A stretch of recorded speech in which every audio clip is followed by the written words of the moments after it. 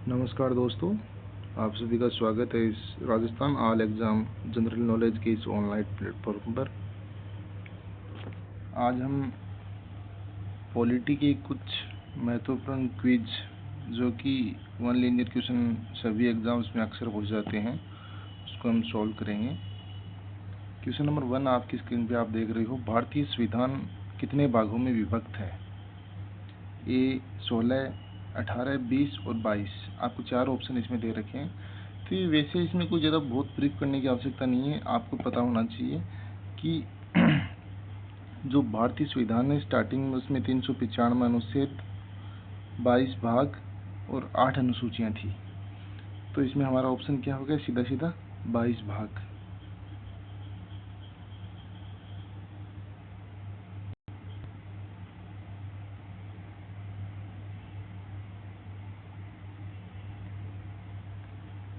Next question अपना है, भारत की संविधान सभा ने राष्ट्रीय ध्वज को सर्वप्रथम कब स्वीकार किया? तो आपने को पता है कि अपना देश 15 अगस्त 1947 को आज़ाद हुआ था। तो पता है कि जब देश आज़ाद हो गया और देश बना तो देश से पहले देश की पहचान के लिए उसका एक झंडा भी होना चाहिए, नेशनल फ्लैग होता है। तो ये इसका सीधा सीधा याद रखने का तरीका है कि जो डेट 15 अगस्त 1947 से जो पहले की है वो डेट आपको इसमें देखनी है। तो इससे पहले की जो डेट है वो है 22 जुलाई 1947। इसी दिन राष्ट्र ध्वज को स्वीकार किया गया था।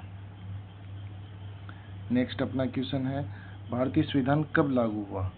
भारतीय संविधान इसमें 26 जनवरी 1947, 24 जनवरी 1950, 26 जनवरी 1950 और 15 अगस्त 1947। जैसा कि दोस्तों आपको पता है 15 अगस्त 1947 को अपना देश आज़ाद हुआ था। उसके अलावा क्या हुआ था? 26 जनवरी 1947 को कोई भी ऐसी चीज़ घटित नहीं हुई थी जो अपने संविधान में मेंशन हो। 24 जनवरी 1950 को क्या हुआ था? इस दिन संविधान सभा की अंतिम बैठक हुई थी और संविधान सभा एक अंतरिम लोकसभा के रूप में परिवर्तित हो गई थी। इसी दिन डॉक्टर राजेंद्र प्रसाद को प्रथम राष्ट्रपति चुना गया था। और 26 जनवरी 1950 को क्या हुआ था?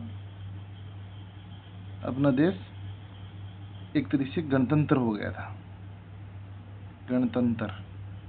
और इसी दिन को हम गणतंत्र दिवस के रूप में मनाते हैं 26 जनवरी को। या ऐसे बोल सकते हो कि संविधान पूर्णतः लागू हो गया था 26 जनवरी 1950 को।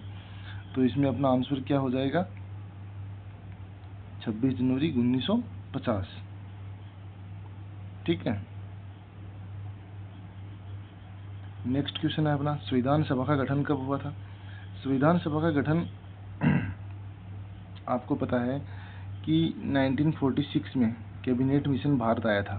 और कैबिनेट मिशन का जो उद्देश्य था वो यही था कि संविधान सभा का निर्माण करना और भारतीयों की सत्ता भारतीयों को सौंपना।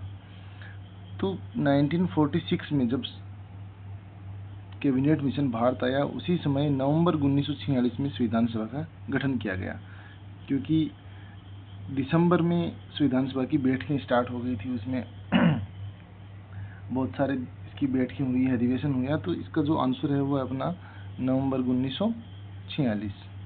नेक्स्ट, भारत आपका गणतंत्र कब बना? भारत गणतंत्र कब बना? गणतंत्र जब बना जब पूर्ण रूप से संविधान लागू हो गया। तो इसका जवाब आपका होगा 15 अगस्त 1947 को भारत आज़ाद हुआ था। 15 अगस्त 1947 को भारत आज़ाद हुआ और 26 जनवरी 1950 को जब संविधान पूर्णतः लागू हो गया, इस दिन भारत पूर्ण गणतंत्र बन गया एकदम से। नेक्स्ट क्वेश्चन, भारतीय संविधान के निर्माण के समय संवैधानिक सलाहकार कौन थे? अब इस क्वेश्चन में बहुत साधारण क्वेश्चन है, लेकिन कई बच्चे गलती कर देते हैं, क्योंकि भीमराव अंबेडकर का नाम, डॉक्टर भीमराव अंबेडकर का नाम हमने सुना होता है कि उन्होंने संविधान बनाया था, वही संवैधानिक सलाहकार थे, ये थे।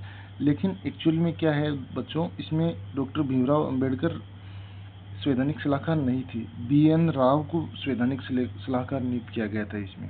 साथ ही जो डॉक्टर राजेंद्र प्रसाद थे वो भारत के प्रथम राष्ट्रपति चुने गए, तथा फजल अली जो थे वो क्या थे?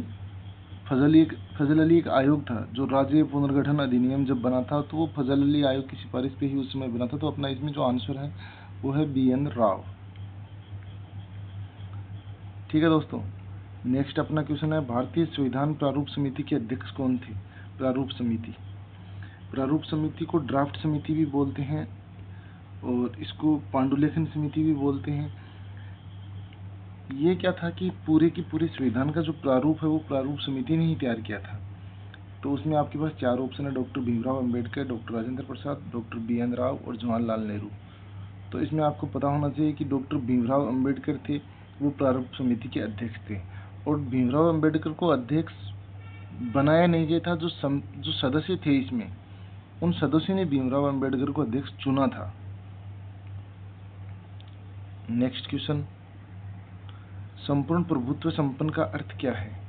इसमें आप देख रहे हो नंबर 1 जनता का शासन, राष्ट्रपति एक निर्वाचक प्रधान है, भारत का संविधान जनता की इच्छा का परिणाम है और भारत अंतरिम और बाह्य मामलों में स्वतंत्र है।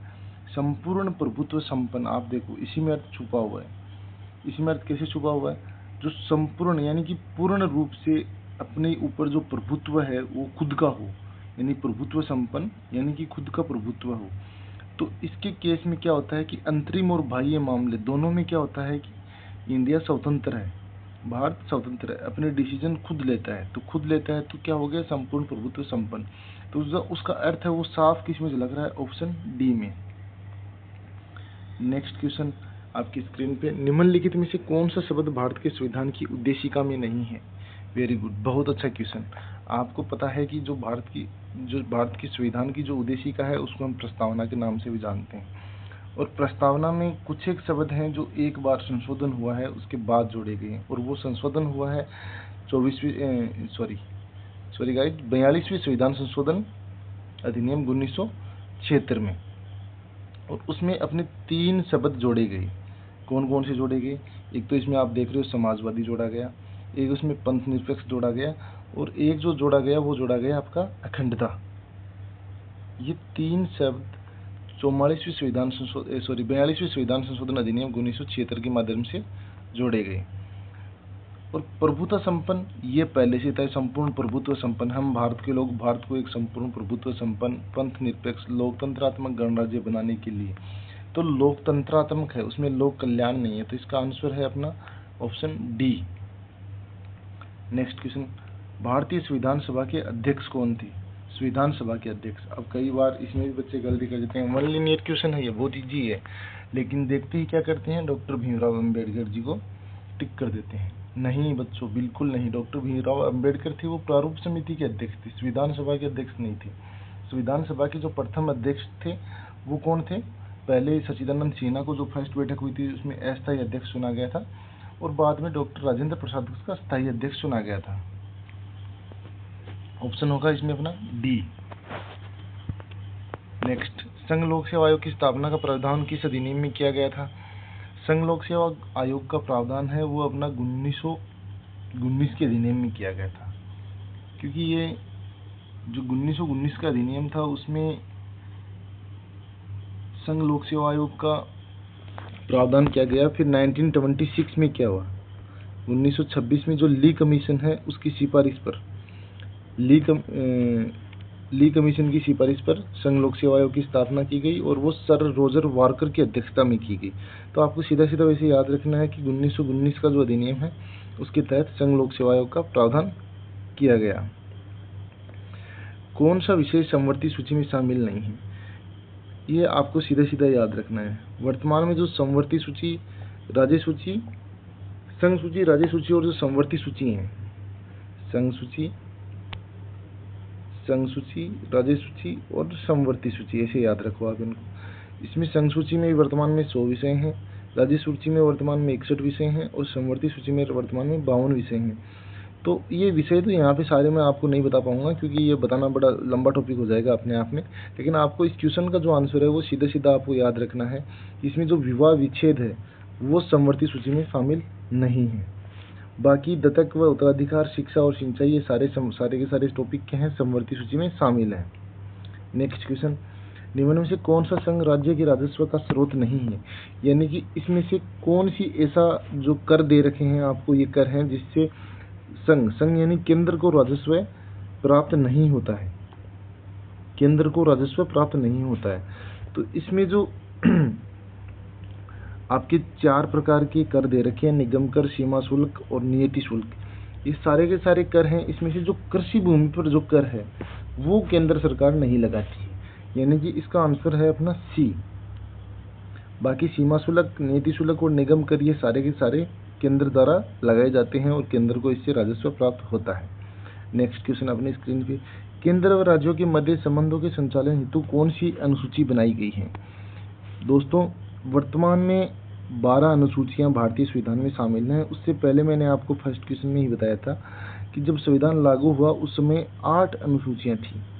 तो उस 8 अनुसूचियों में जो 7th शेड्यूल थी, 7th शेड्यूल का मतलब 7वीं अनुसूची थी, उसमें संघ और राज्यों के मध्य शक्तियों का विभाजन किया गया था।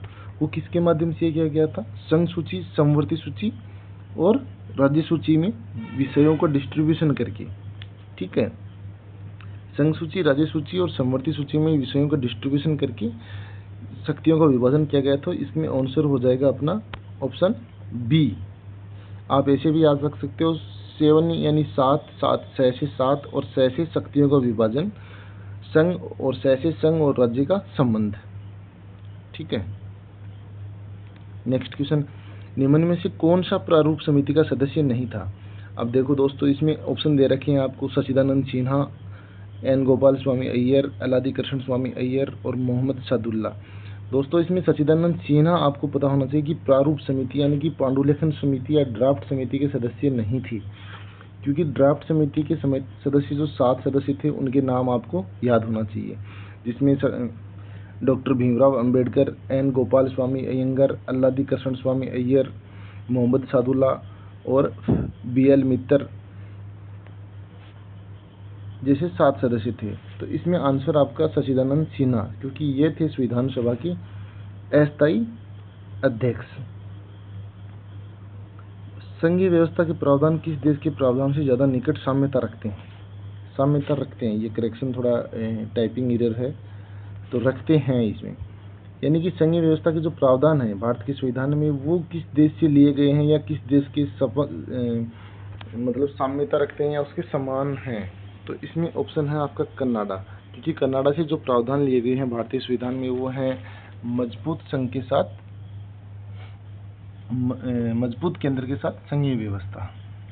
ठीक है गाइज, बस इतने ही अपने क्वेश्चन थे, ये छोटे छोटे 1 लीनियर क्वेश्चन थे। अगर आपको ये इनका एक्सप्लेनेशन अच्छा लगा तो हमारे चैनल को सब्सक्राइब करें और वीडियो को लाइक करें। धन्यवाद।